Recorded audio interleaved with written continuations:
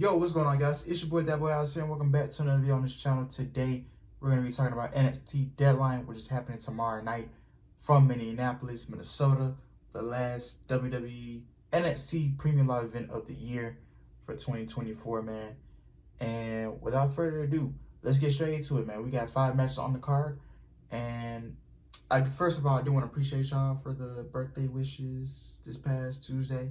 Yes, my birthday was Tuesday. Young nigga turned 21. You feel what I'm saying? So, yeah. But it's 5 matches on the card. I appreciate every one of y'all. By the way, I got a green screen. So, yeah, I'm still working on bringing some new... I'm going to start investing in some new equipment. We're going to start bringing some new equipment in. So, yeah, you know, I got a green screen shit. You feel what I'm saying? More vlogs on the way. So, yeah, man. Without further ado, let's get straight into it.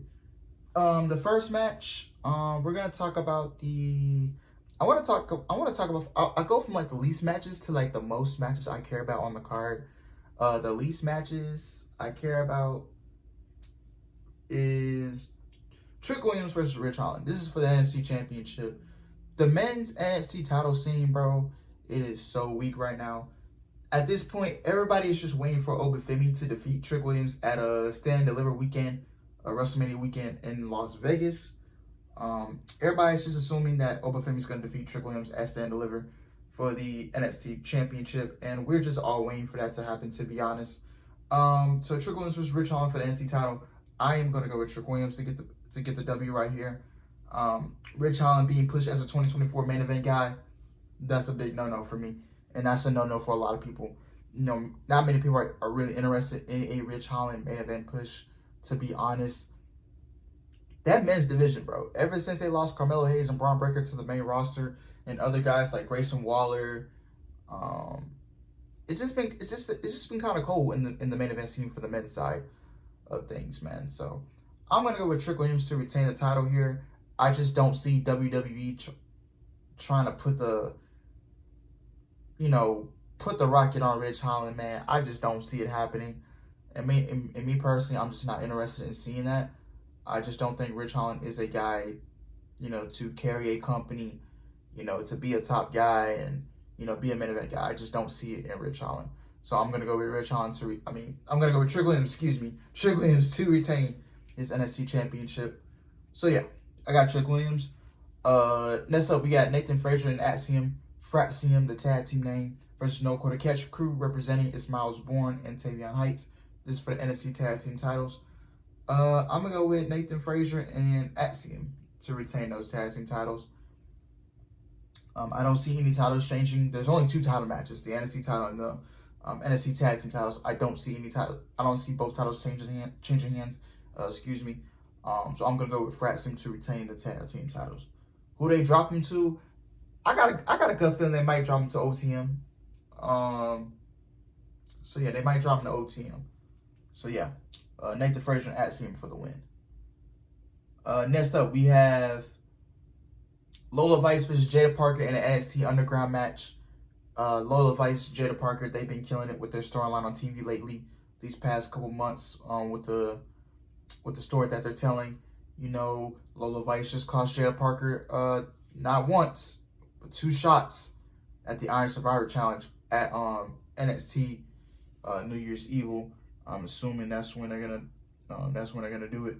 So yeah, I think Lola Vice will get the win here.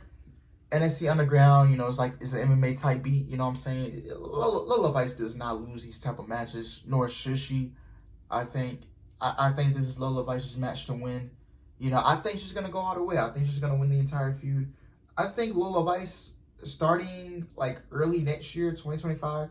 I think she should be in the running for a Women's North American title push, or be contending for the NXT Women's North American Championship. I think she should be a legit contender for it, for Fallon Henley's title, the NXT North American title. I think Lola Vice will be a good legitimate contender for that NXT North American Championship. So yeah, I think Lola Vice is gonna get the dub. Jada Parker, man, she's very good at what she does, man. Jada Parker, I think she'll be main roster bound in like a year or 2, in my opinion. I think WWE will see Jada Parker as someone they will want to, just get up to the main roster so quick. I could just see that happening. I could see Jada Parker being on the main roster within next year. If not next year, 2026, Jada Parker will be on the main roster. I am telling you that right now. So I think Lola Vice will get the win. She'll be contending for the NXT Women's North American title starting next year. And Jada Parker, she'll hang around NXT for a little bit.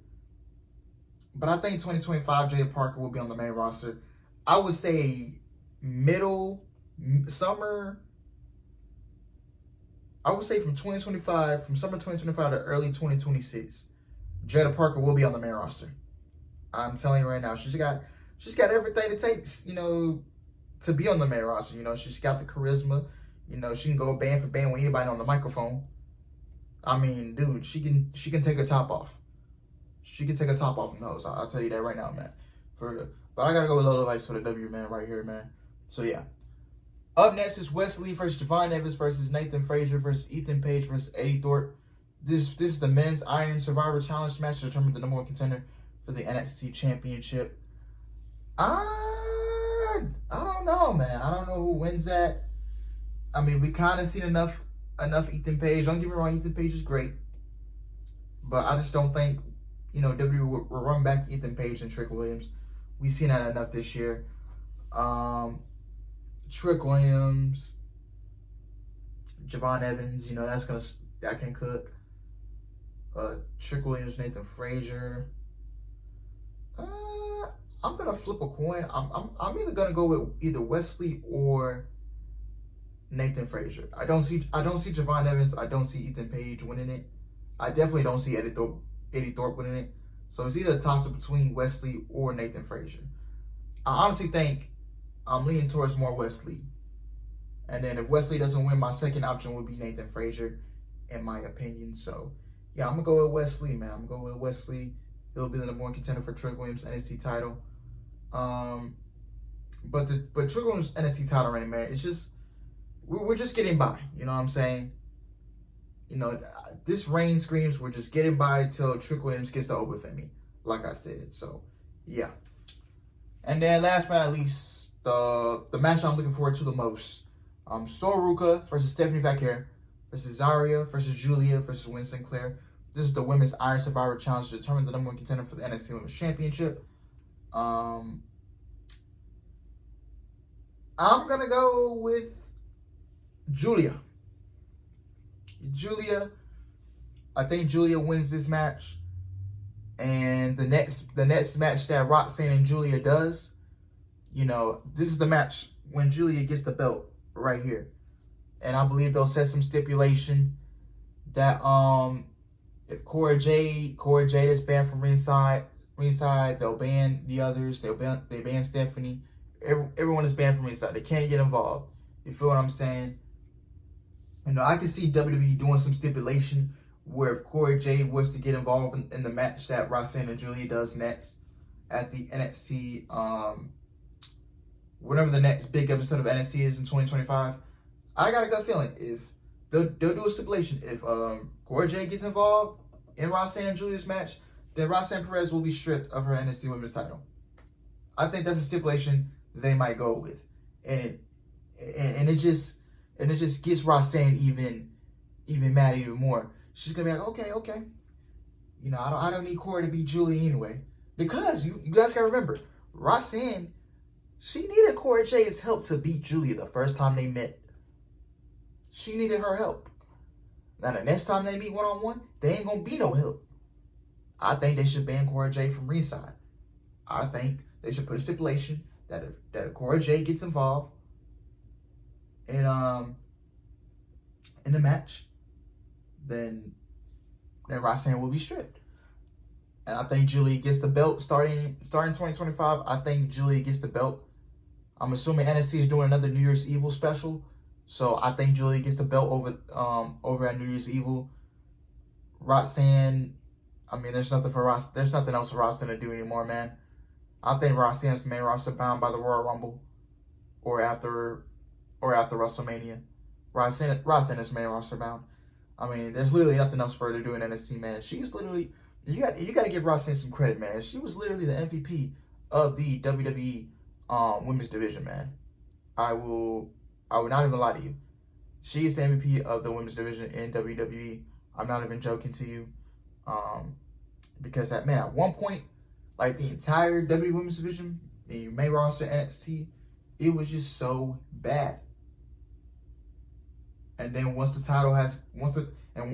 Roxanne beat Laura Valkyria at a Stand and Deliver, that's when it all changed things around for real. That's when the tides turn. You feel what I'm saying? So, you gotta give Roxanne some credit, man, for helping that women's division. They trust her so much, at a very young age, to put her in a big spotlight with Julia and Stephanie Valkyria. And, it worked out very well for both parties. You feel what I'm saying? She beat Jordynne Grace. She stepped in the ring with Julia. She stepped in the ring with Stephanie. She stepped in the ring with all the best. You feel what I'm saying? And I'm telling you, man, she's going to be main roster bound next, post-WrestleMania. Next year, she gonna be on the main roster for sure. She gonna be on the main roster for sure, man. She gonna be throwing it down with some of the best on the main roster. You talking Bayley, you talking Naomi. She gonna throw it down with, Becky Lynch gonna be back in the fold. Rhea Ripley, Io Sky. Roxanne ain't gonna be on the main roster next year. She gonna dominate next year, man. She gonna kill the game for real though, real talk. But I'm gonna go with Julia, man, to win this Women's Iron Survivor Challenge, and then Stephanie Valkyria on the other side. I think her and Stephanie would do a rematch from Japan. At Stand and Deliver, they will come back and revisit the storyline because this is one of the biggest stories that the NXT Women's Division is gonna do in recent memory. Julia for Stephanie Valkyria for the NXT Women's title at Stand and Deliver. Oh my God. Now, many people said the first match was not good, but I think under the WWE system, I think they can redeem themselves, in my opinion. So, we'll have to see what happens. But yeah, man. Anyway, guys, thank you guys for watching. I hope you guys enjoyed it. Please like, comment, subscribe, and I will see you guys tonight later for SmackDown, if you're watching it before SmackDown.